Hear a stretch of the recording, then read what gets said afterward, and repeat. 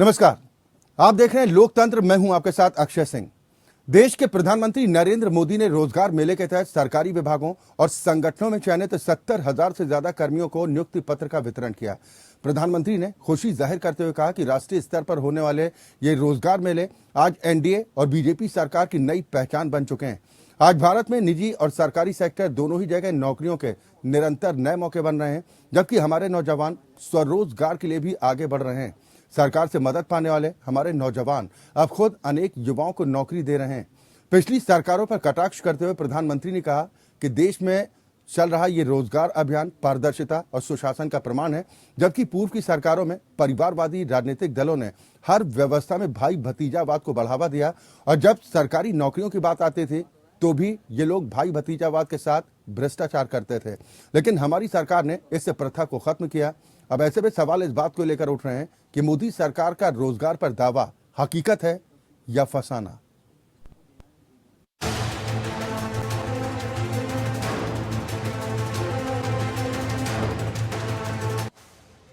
रोजगार मेला बना पारदर्शिता और सुशासन का प्रमाण।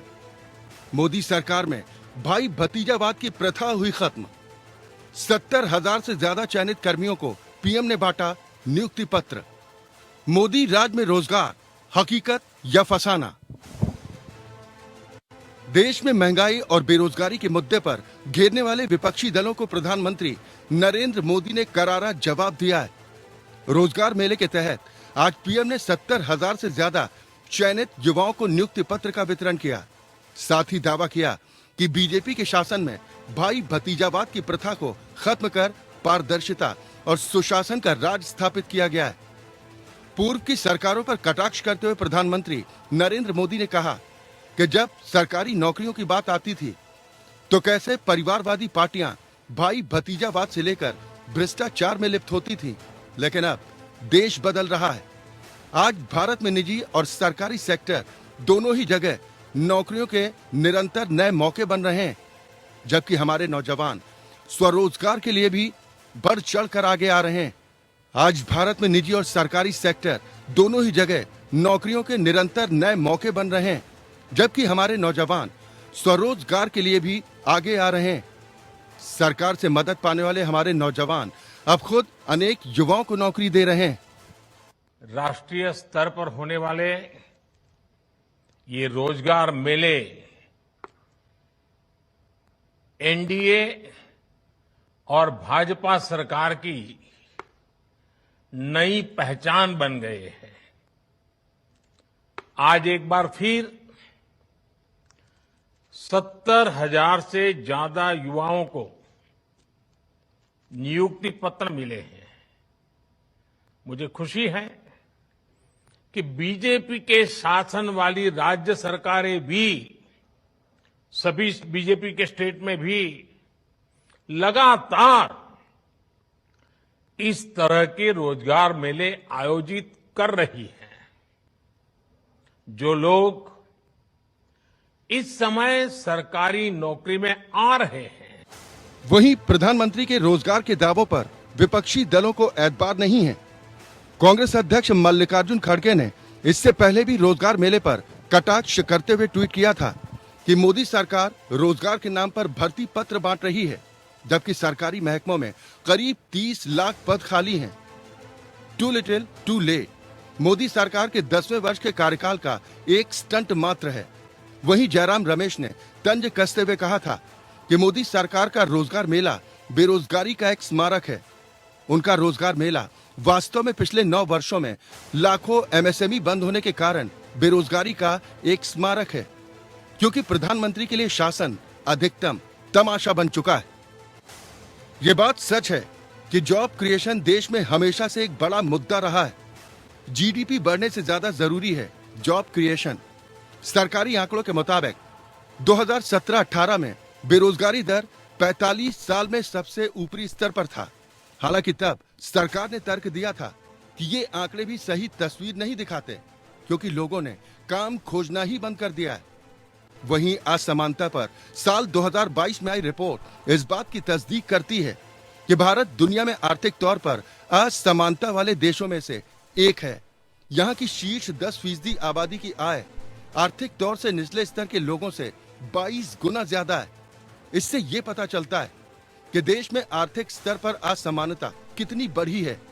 ये बात भी सच है कि आज हम दुनिया की सबसे ज्यादा आबादी वाला देश बन चुके हैं, जहां जॉब क्रिएशन एक बड़ी चुनौती है, लेकिन कोई ना कोई रास्ता तो खोजना ही होगा। Bureau report, APN. या तो रोजगार हकीकत है या फसाना। हालांकि मोदी सरकार की तरफ से यह दावा किया जा रहा है कि अब परिस्थितियां बदल रही हैं, रोजगार के अवसर भी पैदा हो रहे हैं और स्वरोजगार की दिशा में भी युवा तेजी के साथ आगे बढ़ रहे हैं। हालांकि विपक्ष को सरकार के इन दावों पर यकीन नहीं। आज हम इसी पर चर्चा करेंगे। हमारे साथ सभी खास मेहमान जुड़ चुके हैं। सबसे पहले अपने दर्शकों की मुलाकात अपने आज के सभी सम्मानित अतिथियों से। मेरे साथ अश्वनी शाही साहब हैं, आप प्रवक्ता भारतीय जनता पार्टी हैं। कांग्रेस का प्रतिनिधित्व करने के लिए रत्नाकर सिंह जी हमारे साथ इस कार्यक्रम का हिस्सा हैं, आप प्रवक्ता कांग्रेस पार्टी हैं। समाजवादी पार्टी के प्रवक्ता विनय सिंह जी हमारे साथ इस कार्यक्रम का हिस्सा हैं और जाने माने अर्थशास्त्री और निदेशक IFF के अमन अग्रवाल जी भी हमारे साथ इस कार्यक्रम का हिस्सा हैं। बहुत स्वागत है आप सभी का। शुरुआत मैं अश्वनी शाही जी आपसे ही करना चाहूंगा, क्योंकि आप लोग तो मोदी सरकार की 9 साल की उपलब्धियों का बखान कर रहे हैं, विपक्षी आरोप लगा रहे हैं कि मोदी सरकार ने देश का बंटा ढार कर दिया इन 9 वर्षों में। अच्छा जी, देखिए एक गाना बड़ा प्रचलित था, कुछ तो लोग कहेंगे, लोगों का काम है कहना। तो ये बड़ा चरितार्थ करता है कि विपक्ष तो कुछ आरोप लगाएगा ही लगाएगा और लगाना भी चाहिए, क्योंकि विपक्ष में उनको लोग कहते हैं कि सोए भी रहिए तो पैर को हिलाते रहे, नहीं तो लोग मुर्दा समझ लेंगे। विपक्ष वैसे ही मुर्दा हो चुका है, तो पैर हिलाने का अलावा इनके पास कुछ और नहीं है। देखिए, हिंदुस्तान में माननीय मोदी जी जो 2014 से आए हैं और 2014 के बाद से हर दिशा में एक बेहतर व्यवस्था की गई है। जो अर्थव्यवस्था इस देश की फ्रेजाइल 5 में थी, नहीं थी, मतलब खत्म थी एकदम, उसको जो है आज जो है ले आकर खड़ा कर दिए, विश्व की 5वीं अर्थव्यवस्था बना दिया। आगे बढ़ने की तरफ है। आज मैन्युफैक्चरिंग सेक्टर देखिए किस तरीके से बेहतर होता चला जा रहा है। इस देश में किस तरफ नहीं काम हुआ है, जहां पर किसी का ध्यान नहीं था। कांग्रेस इतने दिन तक सरकार में रही, आई थिंक 56 साल या 55 साल इन लोगों ने सरकार में ये लोगों ने गुजारा है। उसमें इन लोगों का ध्यान जहां नहीं रहा, ग्रामीण सड़कों से लेकर SHG समूह, जो SHG आज जो है रीढ़ की हड्डी बनी हुई है इस सरकार में पूरे देश की। आप किसी भी तरह देखिए, पहले खिलौनों का आयात किया जाता था, आज हम निर्यात करने की स्थिति में आ गए हैं।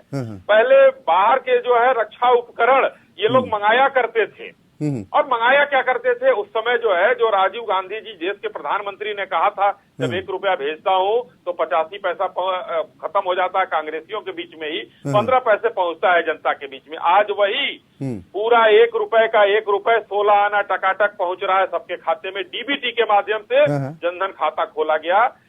रक्षा उपकरण में कुछ दिन पहले बहुत चीजें चली थी, पारिकर साहब जब जिंदा थे तब की बात मुझे याद आई कि यही का जूता जयपुर से बना हुआ जाता था इजराइल, और वहां से 22,000 रुपए का आता था, तो पारिकर साहब ने 2,000 रुपए में सेना को मुहैया कराने का काम किया।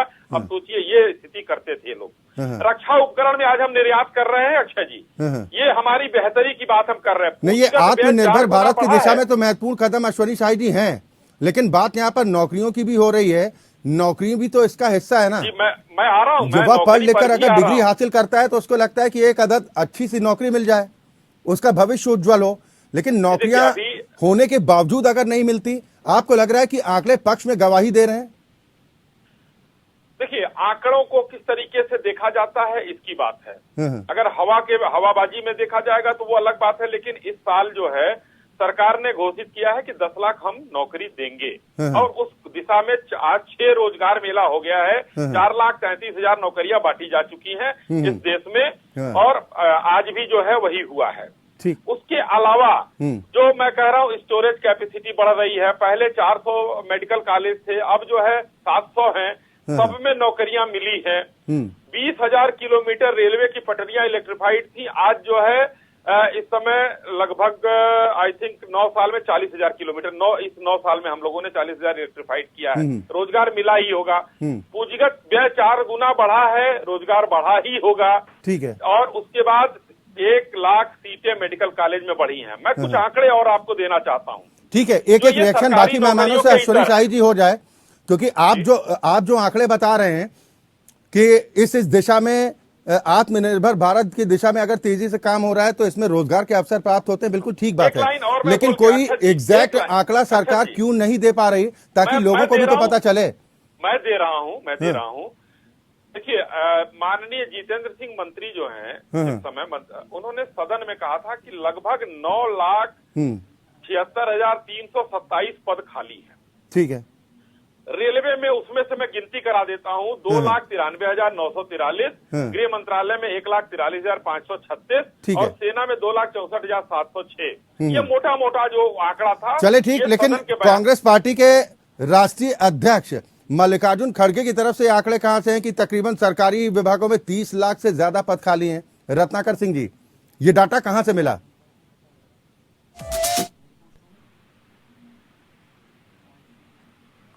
देखिए अक्षय जी, अभी मैं तकरीबन 3-4 मिनट के करीब अश्विनी भाई बोले हैं। मुझे उम्मीद है कि आप भी मुझे बोलने देंगे और उतनी ही शांति के साथ जो है सुनेंगे, फिर प्रश्न करेंगे। बिल्कुल, अपनी बात कीजिए, सारे प्रश्नों का जवाब। ठीक है। अश्विनी भाई कह रहे हैं कि भारत निरंतर बेहतर करता जा रहा है और यहाँ पे ये भारत जो है, इनके कहने के अनुसार ऐसा है कि भारत जो है सोने की चिड़िया बन गई है और भारत जो है विश्व गुरु बन गया है। न यहाँ पे कोई महंगाई है, आपको 1 रुपया किलो भी आपको आटा दाल चावल सब मिलना शुरू हो गया है। ऐसा भारत सोने की चिड़िया इन्होंने बना दिया है। न यहाँ पे बेरोजगारी है, मतलब कॉलेज में जाते ही आपको अपॉइंटमेंट लेटर पहले मिलना शुरू हो गया है। और न यहाँ पे किसानों की जो है कोई परेशानी है, किसानों की आय इन्होंने दोगुना कर दिया है, युवाओं को रोजगार दे दिया है। तो ये सारे आंकड़े इस तरह से ये लोग दिखाते हैं। और मैं आपको एकदम गंभीरता से इस बात को कहना चाहूंगा कि भारतीय जनता पार्टी आंकड़ों में कलाबाजी करती है और आंकड़ों से ये सिद्ध करना चाहती है कि जो है भारत में सब कुछ ठीक है और निरंतर विकास हो रहा है और सारी चीजें जो है जैसा बता रहे हैं वैसा है। लेकिन ऐसा हकीकत में है नहीं जी। आप अपने घरों के महंगाई देख लीजिए, अपने आसपास के बच्चों को देख लीजिए, आज देख लीजिए जिस तरह से एमएसएमई, लाखों एमएसएमई बंद हो चुके हैं। इनके लिए रोजगार क्या है? इनके लिए रोजगार वही है कि आप पकौड़ा तलिए, वो आपके लिए रोजगार है। आपको स्वरोजगार दे दिया इन्होंने, अब आप बैठिए एमबीए करके और पकौड़ा तलिए, इनके लिए रोजगार है। आज भाई साहब ये बता देंगे मुझे कि जो प्रधानमंत्री नरेंद्र मोदी जी कहते थे, दम्भ भरते थे कि हर साल प्रति वर्ष 2 करोड़ रोजगार देंगे, आज इन्होंने कहना शुरू कर दिया कि 10 लाख तक हमारा टारगेट है। 10 लाख तक किसी भी तरह पूरा कर दूं। और वो 70,000 की नियुक्ति पत्र कब बांट रहे पता है आपको? आप उठाकर देख लीजिएगा, बहुत सारे वीडियोस भी आए हैं जिनको ये नियुक्ति पत्र मिला है। वो 3-3 साल पहले के नियुक्तियां हुई हैं, उनका नियुक्ति पत्र प्रधानमंत्री जी बांटने का काम कर रहे हैं। ये सिर्फ और सिर्फ दिखावे की राजनीति है, हकीकत कहीं नहीं है। पूरा बोल लेने दीजिएगा। आज मैं कहना चाहूंगा अक्षय जी कि आज वो तो आंकड़े जो दिखाए गए हैं, बताए जा रहे हैं कि 30 लाख जो है केंद्र के पास सिर्फ भर्तियां खाली हैं, 30 लाख केंद्र के पास और राज्यों का अलावा अलग है। तो आप जब ये 30 लाख जब भर्तियां नहीं कर पा रहे हैं, 70,000 की नियुक्ति पत्र लाकर दिखा रहे हैं कि हमने बड़ा तीर मार लिया। 140 करोड़ की आबादी हमारे देश में और 70% युवा है। आज युवा बेरोजगार सड़कों पे घूम रहे हैं और 70,000 नौकरी देके आप इस तरह से जो है अपना शील्ड दिखा रहे हैं कि हमने शील्ड जीत लिया, हमने सबको रोजगार दिया। अरे ये क्या हास्यास्पद वाली चीज। अब मैं आपसे सवाल पूछ सकता हूँ? जी। अगर आपको कोई आपत्ति ना हो, वरना आप तोहमत लगा देंगे कि भाई उनको ज्यादा मौका दे दिया, हमें बोलने का अवसर नहीं दिया। मलाल मत रखिएगा कोई मन में रत्नाकर सिंह जी। अभी कहने के लिए तो और सारी चीजें हैं, मैं क्या लेता नहीं आऊंगा, एक एक रिएक्शन बाकी मेहमानों का हो जाए ना, फिर आप खूब कह लीजिएगा। लेकिन मेरे एक सवाल का जवाब दे दीजिए, रोजगार मेले को बेरोजगारी का स्मारक कहना ये ठीक है क्या? अच्छा, मैं आपको बता देता हूँ। सीएमआई का रिपोर्ट है एक अक्षय जी, आप उसको रिफर कर लीजिए। आज जो है रोजगार के मामले में सबसे अव्वल प्रदेश है वो छत्तीसगढ़। सबसे फिसड्डी प्रदेश कोई है, अरे भाई साहब सुन लीजिए, सबसे फिसड्डी कोई प्रदेश है तो हरियाणा प्रदेश। आज ठीक है। अरे आप तो बहुत सारे प्रदेशों में है ना, तो जिम्मेदारी किसकी है? आप तो पूरे देश की जिम्मेदारी लेकर। ठीक है, नहीं मुद्दे पर आइए रत्नाकर भाई। हाँ जी, तो आप देख लीजिए, तो कहीं ना कहीं ये वास्तविकता जो बयां कर रही है कि आप जो है लोगों को सिर्फ जुमलेबाजी करते हैं। 2 करोड़ रोजगार देंगे, किसानों की आय दोगुनी कर देंगे, सबको पक्का मकान दे देंगे, देश सोने की चिड़िया हो चलिए जाएगी। ठीक है सर, मैं दोबारा रत्नाकर जी आपके पास आऊंगा, क्योंकि ये कोई पहली बात नहीं है जब बेरोजगारी को लेकर देश में इस तरह की कोई बहस छिड़ी हो। इससे पहले भी जॉब क्रिएशन एक बड़ा मुद्दा रही है और सरकारी पद पहले भी थे, लाखों पद पहले भी खाली थे, तब की सरकारें क्यों हिम्मत नहीं जुटा पाई कि उन पदों को भरा जाए, इसके पीछे की आखिर मजबूरी क्या थी। लेकिन उससे पहले विनय सिंह जी, मैं आपके पास आऊंगा, आप क्या कहेंगे? आपको लग रहा है कि आज देश में हालात इस कदर बदतर हो चुके हैं, खासतौर पर रोजगार के मामले में सरकार फेल है? जी जी, मुझको भी एक गाना याद आ गया है, उसी से हम शुरुआत कर लेंगे। झूठ बोले तो काला कौआ काट खाएगा। असुनी जी ने अभी जितना अभी बखान किया जी, और किस तरीके से, देखिए सबसे खासियत है भारतीय जनता पार्टी के लोगों की कि झूठ की ब्रांडिंग कितने कलाकारी से, कितनी अच्छी तरीके से करते हैं। अगर झूठ भी बोलते हैं तो उसकी ब्रांडिंग बड़ी खूबसूरत, ये कलाकारी और ये अच्छाई है, मैं मानता हूँ इनको, क्योंकि उसको किस तरीके से परोसना चाहिए। झूठ ये सबके बस की बात नहीं है, भारतीय जनता पार्टी के बस की बात है। इसके लिए दूसरी चीज, जो अभी आंकड़ों की बात हमारे शाही जी कह रहे थे, जी जी, इन्होंने बताए हैं, शाही जी को भी याद होगा या शायद पता होगा उत्तर प्रदेश के अंदर की स्थिति क्या है। आज जो आउटसोर्सिंग के द्वारा लोगों को नौकरियां दी जा रही हैं हर विभाग में, जिसका कोई वैल्यू नहीं है, जिसका कोई मतलब नहीं है, कल को निकाल दिया जाए तो उसका कोई रहनुमा नहीं है, और कहते हैं कि हमने नौकरियां दी। अगर आप जो 70,000 नौकरियां, अगर माननीय प्रधानमंत्री जी ने कहा है, अगर पूरा उसका आप डिटेल निकालने का प्रयास करेंगे तो उसमें कुछ पकौड़े वाले भी होंगे, कुछ ठेले वाले भी होंगे, आउटसोर्सिंग सब मिला करके।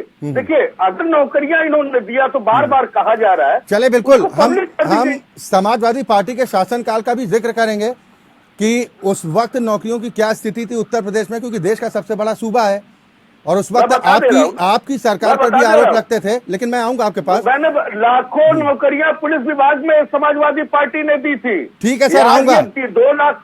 ठीक है, पीडब्ल्यूडी की भी बात करेंगे, जल विभाग की भी बात करेंगे, जहां पर कैंची चलानी पड़ गई थी, यूपीपीएससी की भी बात करूंगा, मैं आ रहा हूं आपके पास। या तो लेकिन आप हमें रोक लीजिए, आप रोक लीजिए, बीजेपी के तरफ से प्रवक्ता के रूप में आप हमें या तो वो लेने दीजिए, वो तो अश्विनी शाही जी पूछेंगे ना। मतलब मीठा गप, कड़वा थू। मैं तो बता लूं, नहीं सुनिए ना विनय सिंह जी, मीठा गप, कड़वा थू तो नहीं चलता है ना। नहीं, अभी मैं सवाल उनसे भी होगा तो सवाल आपसे भी पूछा जाएगा ना कि आपके पास क्या विजन था। मैं आऊंगा दोबारा, मैं आऊंगा सर। अमन अग्रवाल जी हमारे साथ हैं, मैं आऊंगा। मैं अपनी बात रखा और रखने नहीं दिया, आपने तुरंत बताया। अरे कैसे कह दिया, अभी मैं सपा का भी पूछूंगा। अरे पूछ लेना ना, किसने मना किया ना पूछो आप।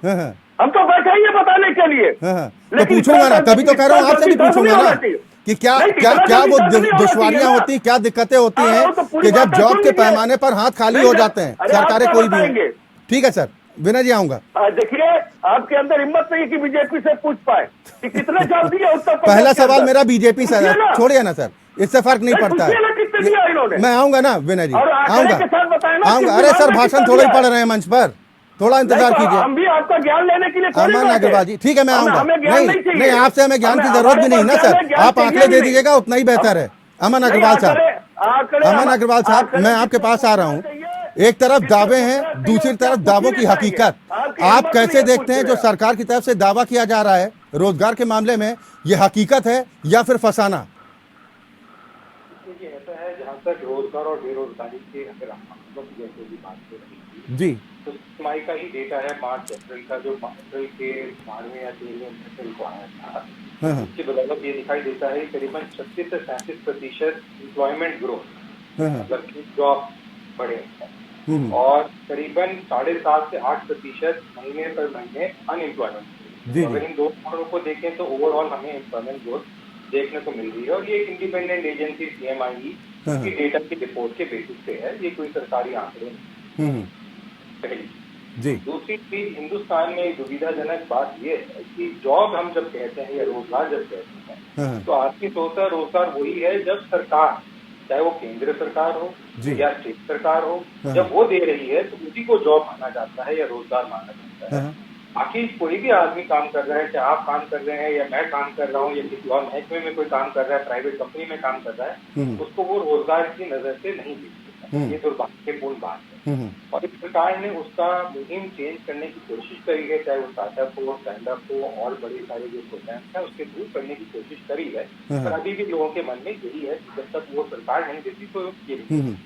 अब सरकार ने जो अपनी पहला इनिंग थी उसके अंदर इन्होंने प्रोग्राम रखा मिनिमम गवर्नमेंट मैक्सिमम गवर्नेंस, जिसमें कि गवर्नेंस तो बढ़ाएं पर हम गवर्नमेंट को कंट्रोल करें। तो उसके मद्देनजर से क्या हुआ कि करीबन 55 से 65% वैकेंसीज जो थी अलग अलग महकमों में, चाहे वो सेंट्रल लेवल पे हो, सरकार में हो, रेलवे में हो, डिफेंस में हो, वो सब जगह खाली के खाली पर पड़े रहते हैं। गवर्नेंस को मद्देनजर रखते हुए कि टेक्नोलॉजी को यूज करके गवर्नेंस करे।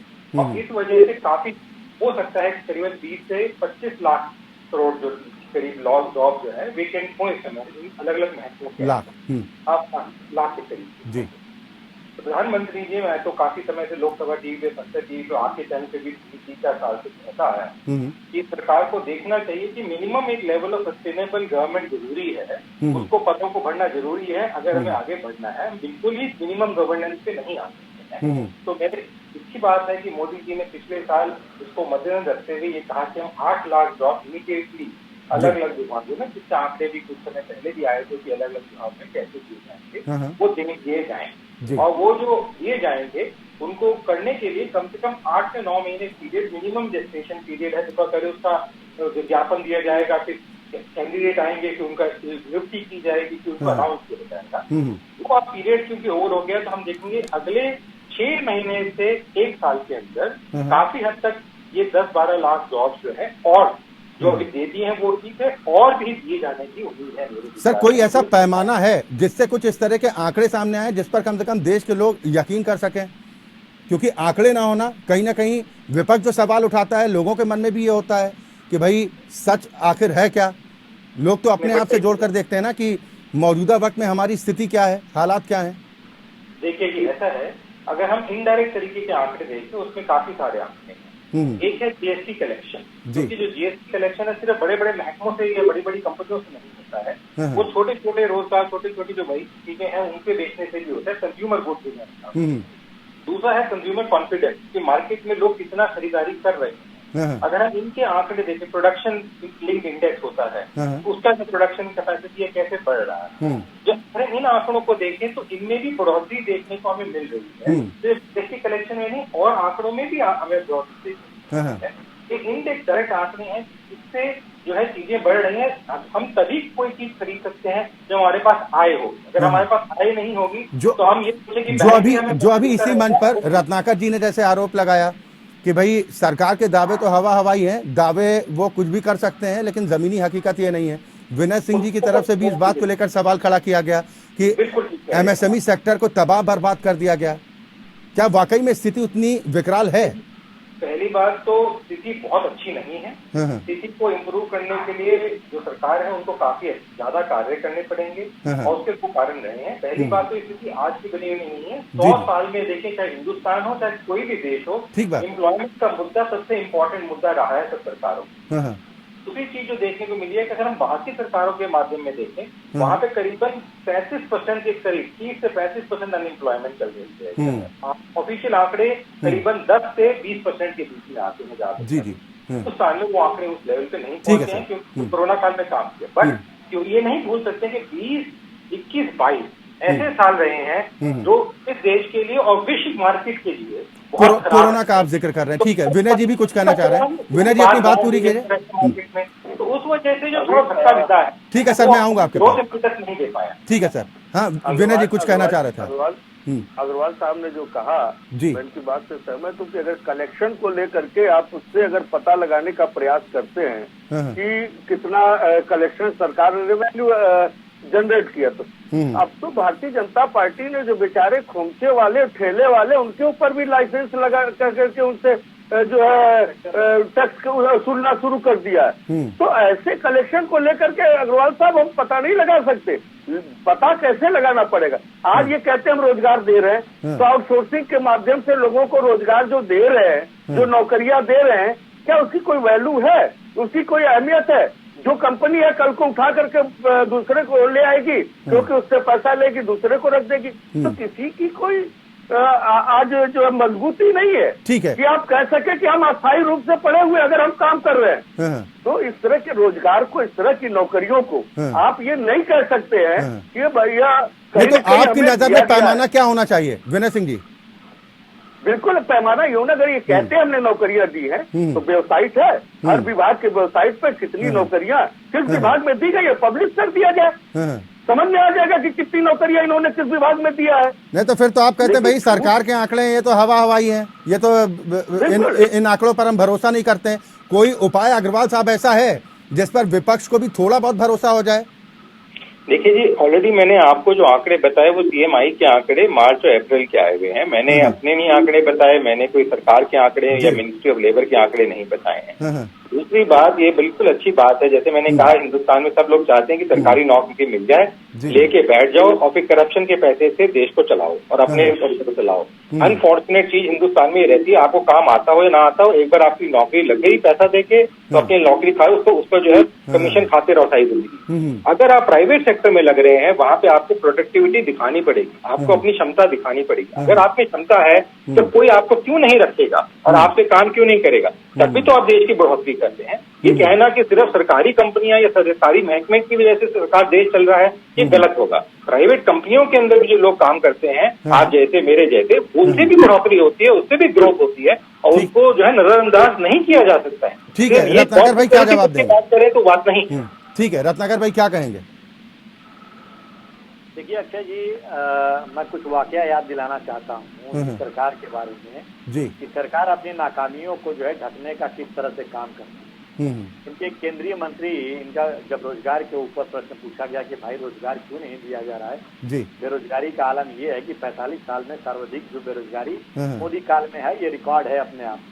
तो उन्होंने बड़ा बढ़िया एक जवाब दिया। उन्होंने क्या जवाब दिया आप सुनेंगे तो आपको भी लगेगा कि किस तरह से भारतीय जनता पार्टी जो है अपनी जिम्मेदारियों से पल्ला झाड़ लगी है। उन्होंने कहा कि अरे देश में तो बहुत सारे रोजगार हैं, यहाँ पे जॉब की कमी नहीं है, लेकिन जॉब के करने वालों का क्वालिफिकेशन ही नहीं है कि वो जॉब कर सके। अरे आज आप देख लीजिए उठा करके एक महज चपरासी फ्यूल का जो एक भर्ती निकलती है, उसमें MBA, इंजीनियर, तमाम जो है हाईली एजुकेटेड लोग उसका फॉर्म भरते हैं। तो इस तरह का तो इनका स्टेटमेंट आता है और आप समझ सकते हैं कि यह पार्टी के लोग कितना संजीदा है रोजगार देने के मामले में। नहीं, लेकिन मैं बीच में इंटरप्ट कर रहा हूं आपको रत्नाकर भाई। आपने जिक्र किया कि उन स्किल्ड लोगों का जिन्होंने किसी खास पैटर्न को लेकर शिक्षा अर्जित की है, जिससे लगता है कि आने वाला भविष्य उनका उज्जवल होगा, लेकिन मजबूरी है कि नौकरी नहीं मिल पा रही।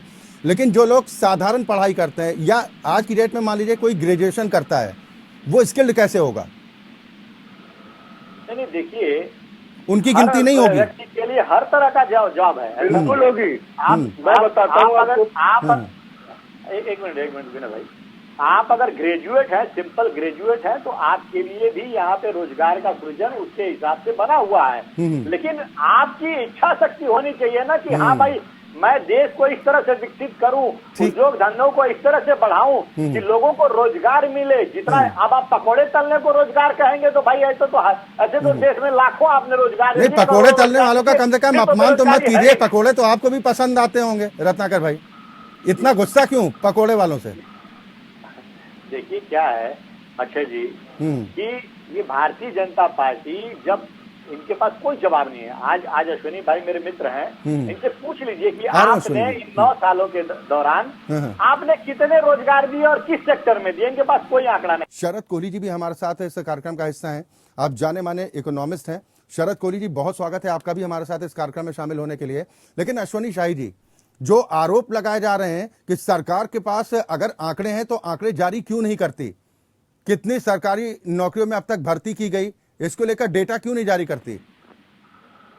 देखिए 10 लाख डेटा जारी करने की बात करते हैं, डेटा भी जारी हो जाएगा 10 लाख के आसपास।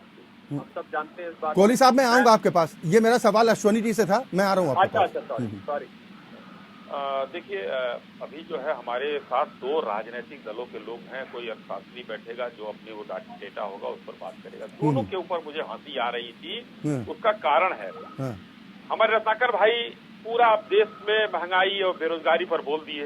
इन्होंने राजस्थान के बारे में नहीं बोला कि बेरोजगारी दर कितनी है, 28% है कि 30% है, वो नहीं बोला उन्होंने। जितने भारत सरकार को जितनी सलाह दे रहे थे, या गहलोत साहब को भी खड़गे साहब और राहुल गांधी ने सलाह दे दिया होता तो वहां पर इतनी बेरोजगारी नहीं होती। दूसरी बात मैं भाई विनय जी से कहना चाहता हूँ, 5 साल सरकार चलाए 12 से 17 तक, और पूरे प्रदेश में 2 लाख सरकारी नौकरी और सब मिलाकर नहीं दे पाए, और जब हमने 6.5 लाख के आंकड़े जारी किए तो इस पर ये बिलबिलाना शुरू हो गए। तो ये इन लोगों का हकीकत है जो कि मोदी जी के अच्छे कामों पर लगाते हैं। और मैं आपको थोड़ा सा गिना देता हूँ और डेटा लेके कभी आप पूरा सबको बैठा दीजिएगा, मैं प्रवचन दूंगा, 1 घंटा लगेगा मुझे बताने में किस विभाग में कितनी नौकरी लगी है। अरे सर, रामलीला मैदान चले जाइएगा, हमारे मंच पर थोड़ा सा रहम कीजिएगा। नहीं, आप रामलीला मैदान नहीं, नेता को क्या चाहिए भाई, मंच माला और माइक, लेकिन लोग सुनने के लिए जब आप डेटा मांग रहे हैं तो उतना समय भी चाहिए। अच्छा भाई, मुझे ये अभी देखिए, अभी जो दिया जा रहा है, देखिए फाइनेंशियल सर्विसेज में भर्ती हो रही है, डाक विभाग में हो रही है, स्कूली शिक्षा विभाग में हो रही है, उच्च शिक्षा विभाग में, रक्षा मंत्रालय में, राजस्व विभाग, स्वास्थ्य मंत्रालय, परिवार कल्याण, परमाणु ऊर्जा, रेल मंत्रालय, लेखा विभाग, लेखा परीक्षा और ये हो चुकी है या होने जा रही है? ये लगातार हो रही है। 28% जो है रेलवे में भर्तियां बढ़ी हैं, 28%। और ये जो रोजगार मेला का जो हम लोग वो कर रहे हैं कि जो लगातार रोजगार मेला 6 जो हो चुका है, 4,33,000 इन विभागों में भर्तियां हो रही हैं। मैं उनका डेटा दे रहा हूँ, इन विभागों में हो रही हैं। और मैं आपको एक और बात बता दूं, महंगाई की बात इन लोगों ने की। आज का अखबार में पढ़ रहा था सवेरे, ये खुदरा महंगाई दर निम्नतम स्तर पर 4.25, कुछ दिन पहले 1.34 के उस पर जो है थोक महंगाई दर थी। और कांग्रेस में ऑल टाइम 13.5% नरसिम्हा राव जी उस समय के महान और एक महान अर्थशास्त्री, नहीं, कोहली साहब है ना, उनकी बातों पर तो कम से कम यकीन कर सकते हैं। ठीक है, आप अपने आंकड़े रखेंगे तो विपक्ष आरोप लगाएगा कि ये आंकड़े तो बकवास है। भाई, मुझे भी कुछ बोलने का मौका दिया जाए, मतलब ये तो पार्शियलिटी हो गई। आज सत्ता पक्ष को बोलने से रोका जा रहा है और सर, ये देखिए, ये आरोप लगाया चला जा रहा है। ये तो गजब की तहमत है।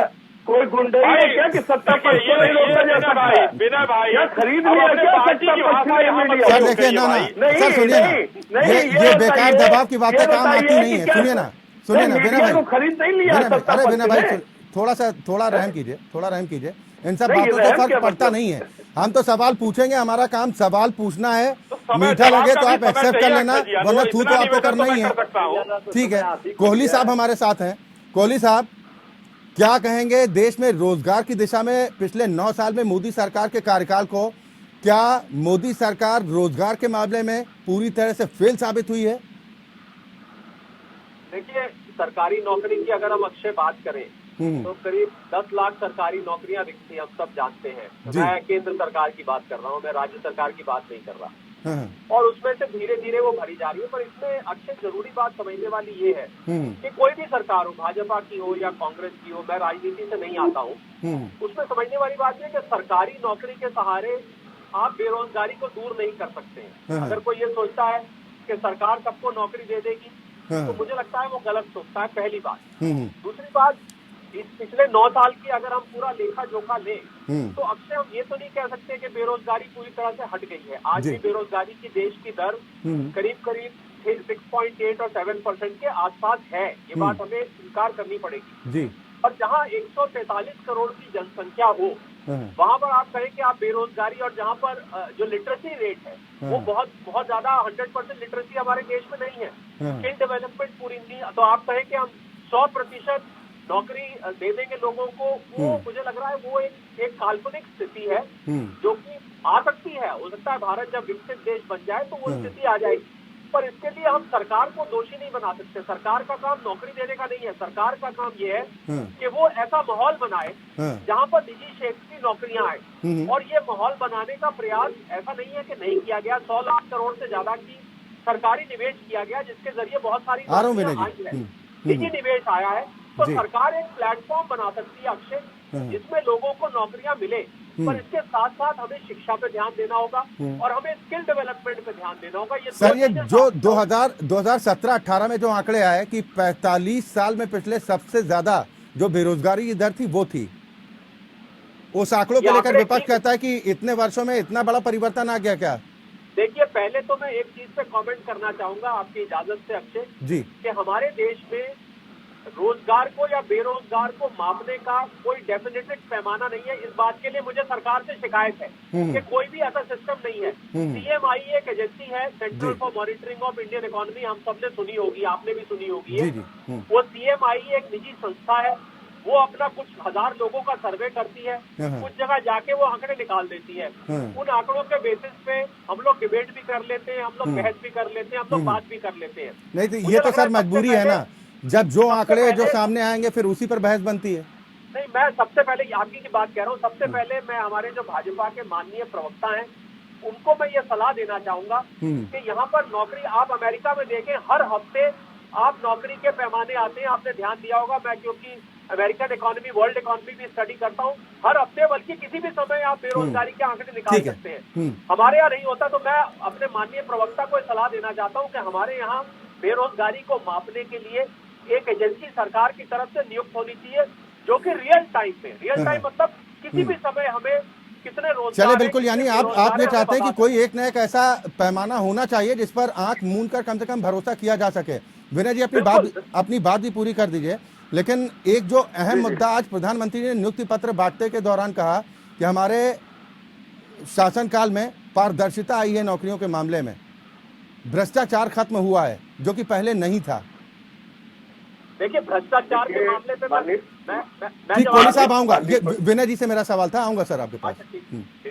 माननीय प्रधानमंत्री जी ने क्या कहा क्या नहीं कहा वो तो हमेशा कहते रहते हैं। और रही बात अभी कोहली साहब बोल रहे थे, इनको मैं व्यक्तिगत जानता हूँ, बहुत समय से आंशिक प्रवक्ता है बीजेपी की, काफी समय से डिफेंड करते रहे। मैंने इनको कई बार देखा भी है, आपके कर्नाटक में भी देखा है, कई जगह देखा है, डिपेंड करते रहते हैं। खैर इनकी बात छोड़िए। विनय जी, आपके मन मुताबिक अगर कोई ना बोले तो आप सीधा कह देते हो वो फला पार्टी का प्रवक्ता है।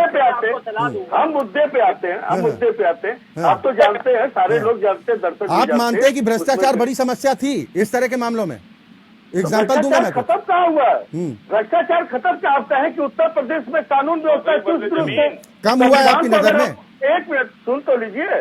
तो आप ये बताइए, CRPC 21 को आप जानते हैं ना, अनुच्छेद 21 को जानते हैं ना, उसके तहत हुआ होता है अपने दैहिक स्वतंत्रता की पूर्ण रूप से आजादी, चाहे कोई व्यक्ति हो, भारत का नागरिक हो। जिस तरीके से कोर्ट में जज साहब न्याय नीचे मेज के नीचे घुस जा रहा है, अपराधी जो है एक अपराधी को तड़ातड़ गोली मार रहा, तो ये क्या है? आप कहेंगे इसको कानून व्यवस्था चुस्त दुरुस्त है? तो इस तरह की ढोल मोल बातें भारतीय जनता पार्टी तो ये सवाल तो फिर आप पर भी उठेगा ना कि आपकी सरकार के दौरान तो पत्रकारों को जिंदा जला दिया जाता था, आप भी तो अछूते नहीं है ना। सरकार 5 साल खत्म हो गया, दूसरी सरकार सब भाजपा की है उत्तर प्रदेश में। मतलब आप सवाल पंडित जवाहरलाल नेहरू से पूछते रहिए, कब तक पूछते रहेंगे? अरे आपका विजन तो जानना जरूरी है ना विनय सिंह जी, अरे विजन तो जानना जरूरी है ना, तो काम करके दिया, विजन तो जानना जरूरी है ना। तो बार बार कहते हैं। अरे सर, विजन जानना जरूरी है। और नौकरियों में, सरकारी नौकरी के नाम पर किस तरह का खेल होता था ये छुपा है क्या? आज भी लोग अदालतों के चक्कर काट रहे हैं, आज भी जांच एजेंसियों का सामना कर रहे हैं, आप कैसे इग्नोर कर देंगे? हम तो कह तो रहे, हमने मेट्रो बनाया, हमने लोहिया अस्पताल बनाया, हमने जो है लखनऊ से लेकर आगरा तक एक बढ़िया व्यवस्था। जनता ने भरोसा क्यों नहीं किया विनय सिंह जी? जनता ने भरोसा क्यों नहीं किया जब आपका काम इतना बोलता था? जनता ने भरोसा किया या नहीं किया, हम उसको जनता तक पहुंचा। क्यों सर, अपनी बात को जनता तक नहीं पहुंचा पाए? आप कब तक पूछते रहेंगे? सर, ये चित भी अपनी पट भी अपनी, ये चलता नहीं है। सुनिए ना, ये चित भी अपनी पट भी अपनी चलता नहीं है। रत्नाकर भाई मैं आपके पास आऊंगा, क्योंकि ऐसा नहीं है कि रोजगार सिर्फ आज का विषय है। इस मुद्दे पर तो हमेशा से बहस चलती आई है, लेकिन किसी ने भी इस बात की पहल नहीं की कि कोई ऐसा रास्ता इजाद किया जाए ताकि समस्या से कम लोगों को राहत पहुंचाई जाए। हमें ये नहीं मालूम था। अगर इस पर फोकस होता तो रास्ता थोड़ा आसान नहीं होता। ठीक है विनय भाई, आऊंगा। अरे आऊंगा सर, मुझे ये नहीं पता था, आज देख लिया। विनय भाई सुनिए, आप ये सर्टिफिकेट आप ना रखिए जेब के अंदर, ठीक है ना विनय भाई? ये सर्टिफिकेट आप अपने पास रखिए, आपके सर्टिफिकेट की मुझे जरूरत नहीं है। सर सुनिए ना, अरे सर ज्ञान लीजिए जाके जिनके पास आपकी सरकार के दौरान PWD विभाग था, 182 लोगों को नौकरी से बाहर निकाला गया था। कैसे वो भर्ती प्रक्रिया हुई थी, ये मत बताइए सर। पढ़ते उधेड़ेंगे तो आपकी भी कलाई खुलेगी सर, गड़े मुर्दे उखाड़ेंगे तो आपकी भी परतें खुलेंगी। जनता नाराज होती तो 22 से 36 नहीं पहुंचते। हाँ सर, आपको नहीं लग रहा कि 5 पर जनता ने क्यों पहुंचा दिया? खैर ये हमारा विषय नहीं है, हमारा विषय नहीं है। आपको जिसे सुनिए विनय सिंह जी, ये हमारा विषय नहीं है। पीडब्ल्यूडी विभाग से या जल विभाग से कितने लोगों को निकाला गया था और क्या कहकर निकाला गया था? भ्रष्टाचार, भाई भतीजावाद, यही बात तो हो रही है।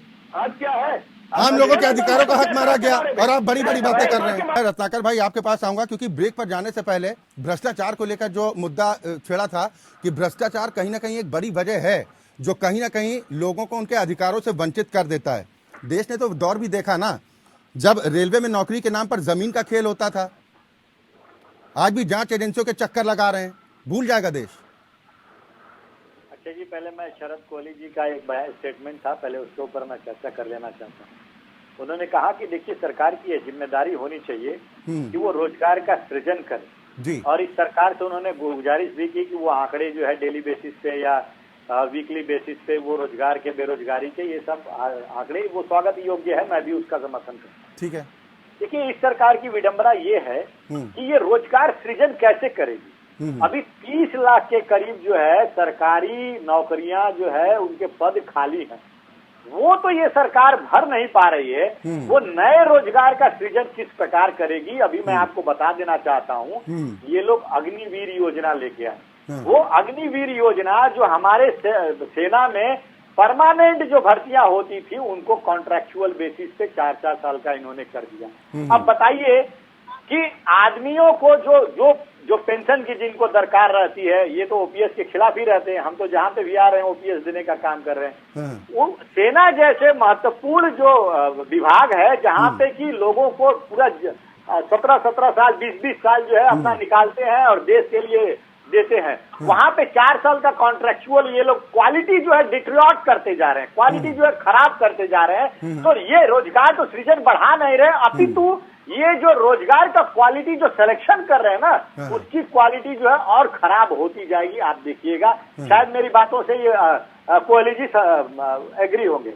दूसरी चीज मैं आ जाना चाहता हूँ भ्रष्टाचार पे। आप कह रहे थे कि भ्रष्टाचार के ऊपर आ जाना चाहता हूँ। देखिए भ्रष्टाचार के ऊपर मैं यही कहूंगा कि भारतीय जनता पार्टी के शासनकाल में 40% कमीशन वाली सरकार को इसी जनता ने दरकिनार किया है। अभी कर्नाटक में जुम्मे कुछ दिन हुए हैं और अभी मध्य प्रदेश में जो चुनाव होने जा रहा है 225 महीने में 220 घोटाले किए हैं। मतलब प्रति महीने एक घोटाला करने का काम यह भारतीय जनता पार्टी 18 साल के दौरान जो है मध्य प्रदेश में इन्होंने किया है। तो घोटाला, भ्रष्टाचार और जो सर्विस क्वालिटी को खराब करना, अग्निवीरों की भर्ती करना, ये कौन कर रहा है? नहीं तो इसमें आपको नहीं लगता कि विपक्ष को भी अपनी भूमिका पर थोड़ा सा ध्यान देना चाहिए कि अगर इतने मुद्दे होने के बावजूद अगर सरकार पर दबाव नहीं बना पाते हैं तो फिर ऐसे विपक्षी भूमिका का मतलब कहाँ रह जाता है? मैं आऊंगा सर, क्योंकि अब समय का अभाव भी है। एक सेंटेंस बोलूंगा, एक सेंटेंस, सिर्फ एक सेंटेंस। अच्छा भाई, आज ही देखा आपने कि ट्विटर के जो को फाउंडर है उन्होंने एक बड़ी बढ़िया चीज उन्होंने कही इस सरकार के बारे में कि हमको बोले में नहीं दिया जाता। अभिव्यक्ति की आजादी है जो दी गई है हमारे संविधान में, उसको भी ठीक है सर, लेकिन बीबीसी को लेकर हल्ला तो आप लोगों ने भी किया था। लेकिन बीबीसी को लेकर हल्ला तो आप लोगों ने भी किया था। बीबीसी ने स्वीकार किया, बीबीसी ने स्वीकार किया कि हमने गड़बड़ी की है, हम उसका भुगतान करने को तैयार हैं। उस पर अब आप लोग जवाब नहीं देते हैं। लेकिन वापस आते हैं, नहीं विपक्ष में तो आपका अधिकार है, खूब कहिए अश्वनी शाही जी।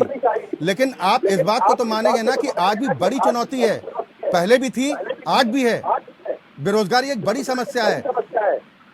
कोई ना कोई रास्ता तो सर निकालना ही होगा ना। अक्षय जी, हमारा देश जो है इस समय विश्व की सबसे बड़ी जनसंख्या वाला देश है। रोजगार तो यहाँ पर हमेशा समस्या बनी रहेगी, लेकिन भारत सरकार ने जो काम किया है इन लोगों को तो नकारना है। अभी आपने एक लाइन बोला कि जनता ने आपको नकार दिया, 6% 19 में थे और 22 में आकर 2% भी नहीं रहा। कांग्रेस का ये हाल है। समाजवादी पार्टी को एक जो है एक्सप्रेस वे से भी उतर नहीं पाए हैं लोग। हम लोग 19 बना रहे हैं और उसमें 7-8 चालू हो गए हैं। एयर स्ट्रिप बनाते हैं, सफाई में जहाँ जहाज नहीं उतरता वहाँ प्राइवेट चार्टर उतरते हैं, ठुमका लगता है, वापस चले जाते हैं लोग।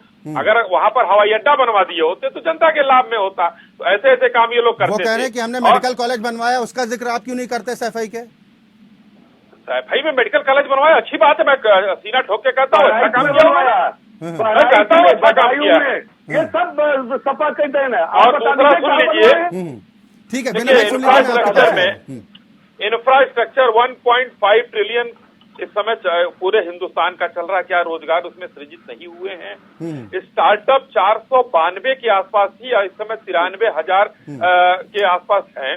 तो स्टार्टअप में रोजगार सृजित हुआ होगा। लेकिन सर एक चीज बताइए ना कि 2014 के पहले जो आंकड़ा था कि देश में तकरीबन 43 करोड़ लोग ऐसे हैं जिनके पास रोजगार है, वो चाहे नौकरी मान लीजिए या कोई और दूसरा सोर्स मान लीजिए, लेकिन अब कहा जा रहा है कि ये डाटा 41 करोड़ आ गया है, यानी कि 2 करोड़ का अंतर हो गया। ये अंतर मामूली है क्या? नहीं, बीच में ये 2 साल का आपने गैप देखा कोरोना का, इसके पहले क्या शासन आया था? मैं एक लाइन बोल के अपनी बात को समाप्त करूंगा। 2075 पैर पकड़ना पड़ेगा। आप बिना कोरोना के मैं आपको आईना दिखा रहा हूँ, आप लोग उस पर चिढ़ेंगे सब लोग। मनमोहन सिंह जी किसी पद पर थे, अब भारत सरकार में किसी अच्छे पद पर थे। 74-75 की बात है, 75 में इमरजेंसी लगी थी, 74 की बात है। मैंने बीच में नहीं बोला। ठीक है सर, बड़ा संक्षेप है, तो चर्चा के समापन का वक्त है, अंत में झगड़े से कोई फायदा नहीं है ना? नहीं, यही लोग बोले भाई झगड़ा क्या करना है। अब अगली डिबेट में मैं कह रहा हूँ, ठीक रत्नाकर भाई, अरे आप तो समझते हैं, किसी को नहीं बोलने दूंगा रत्नाकर जी, किसी के बीच में बोला नहीं हो। ठीक है सर, चल ठीक है, ठीक है। क्या कर रहे हैं? अगर आपको शाही जी अच्छा जी, जल्दी की कोई बात नहीं है। मेरे बीच में अगर पूरा टाइम दूसरा खाएगा, मैं शांति से सुनूंगा, ये उचित नहीं है। नहीं ठीक सर, अब मुद्दे पे आइए, क्योंकि नहीं, मैं मुद्दे पर ही था, लेकिन ये मुद्दा से भटका के मैं आपको 74 की बात बता रहा हूँ कि अभी ये लोग जो है गिरेबान में झांके अपने 74 में एक जजिया टैक्स लगाया गया था कि जो 20,000 रुपए से 40,000 रुपए के बीच में जो टैक्स पे करता है, वो एकदम जरूरी है कि वो 2,000 से लेकर 10,000 रुपए तक जमा करेगा सरकार के, उसमें ये नौकरी पेशाओं को लगाया गया था। चले ठीक है, लेकिन विनय सिंह जी, तो ये लोग पागल हो जाएंगे, शर्ट फाड़ के घूमेंगे। इन लोगों की यही स्थिति है जो कहते हैं ना कि हम बड़े ही। चले ठीक, देखिए विनय जी शांतिपूर्ण तरीके से सुन रहे हैं, उन्होंने आप दोनों लोगों की बातों को अच्छे सुना, उम्मीद करते हैं कि उनकी बात को आप भी अच्छे से सुनेंगे। विनय जी, उम्मीद आपको लग रही है या आपको लग रहा है कि 2024 में जब सत्ता का परिवर्तन विपक्षी एकता के जरिए हो जाएगा तभी देश बच पाएगा, देश का लोकतंत्र बच पाएगा और नौकरियां बच पाएंगी? देखिए, मैं आपको क्लियरली बता दूं, भारतीय जनता पार्टी को घबराहट और डर किस बात का है? जो इनके झूठ के पाठशाला का सर्टिफिकेट है, रजिस्ट्रेशन, अभी चुनाव हुआ देखा कर्नाटक में और आगे भी, तो रजिस्ट्रेशन अब समाप्त हो रहा है। कर्नाटक में लगने वाला।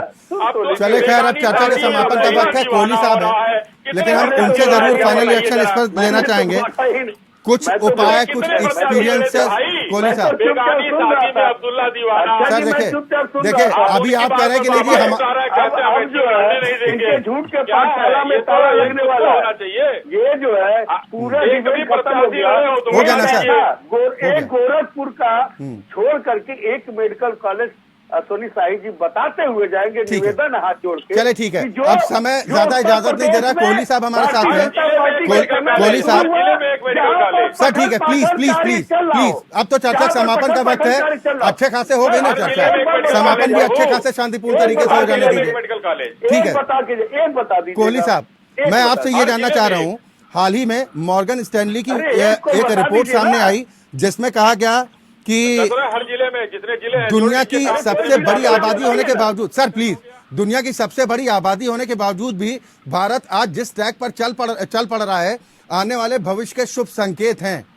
इसका क्या मतलब देखा जाए? हो सकता है कि विनय जी कह दे कि भाई ये देखो, ये तो बीजेपी के प्रवक्ता की भाषा बोल रहे हैं। हमें मालूम है, बहुत अच्छी तरह से निजी टिप्पणी ना करें। और देखिए, सीधा आसान पैमाना क्या है कि 2014 में हम $2 ट्रिलियन की जीडीपी थे, आज हम 3.75 ट्रिलियन आज ही आंकड़े निकल के आए हैं। तो आंकड़े बोलते हैं। अब इसमें कोई पक्षपात की बात नहीं। और मैं एक जाते जाते अक्षय, आपकी इजाजत से एक सलाह देना चाहूंगा हमारे माननीय प्रवक्ताओं को, खासकर जो सपा से हैं, कांग्रेस से, किसी भी पार्टी से है, और अगर बीजेपी कहीं विपक्ष में, उसके लिए भी है कि सरकार ने आज तक 2014 से आज तक सारे बुरे काम तो नहीं किए होंगे, पर जिस प्रकार से विपक्ष कटाक्ष करता है, ऐसा लगता है कि 10 में से 10 काम खराब किए हैं। तो मुझे लग रहा है कि सकारात्मक विपक्ष की भूमिका ये है कि आप जो अच्छे काम को अच्छा कहिए, बुरे काम को बुरा सवाल खड़ा करिए। मैं भी सवाल खड़ा करता हूँ। आज अगर मेरे से आप पेट्रोल डीजल पे बात करें, मेरे से आप गैस के सिलेंडर पे बात करें, मैं अंग्रेजी में कहावत होती है, I call spade a spade, और मैं कोई इसमें सरकार के पक्ष की बात नहीं है, परंतु आप अगर सारे कामों को बुरा करते हैं तो क्या होता है, आम आदमी ये सोचता है। खैर, इस पर तो राजनीतिक दल बेहतर तरीके से सोच सकते हैं कि उन्हें किस तरह से करना है, लेकिन विपक्ष को लगता है कि शायद विपक्ष की भूमिका जब तक सरकार पर सवाल ना उठा जाए तब तक पूरी नहीं हो पाती, और सत्ता पक्ष इस बात को लेकर उम्मीद करता है कि विपक्ष ताली बजाए, तो ऐसा भी संभव नहीं है। उम्मीद कम से कम देश की जनता ये जरूर करती है कि जिस पार्टी पर, जिन नेताओं पर हम भरोसा कर रहे हैं, वो हमारी जिंदगी को कितनी आसान राह पर ले जा पा रहे हैं या नहीं ले जा पा रहे हैं, फर्क इसी बात से पड़ता है। माफी चाहूंगा, समय इससे ज्यादा इजाजत नहीं देता। बहुत शुक्रिया आप सभी मेहमानों का हमारे साथ इस कार्यक्रम में शामिल होने के लिए, और इसी के साथ लोकतंत्र में अभी के लिए बस इतना ही। खबरें लगातार जारी।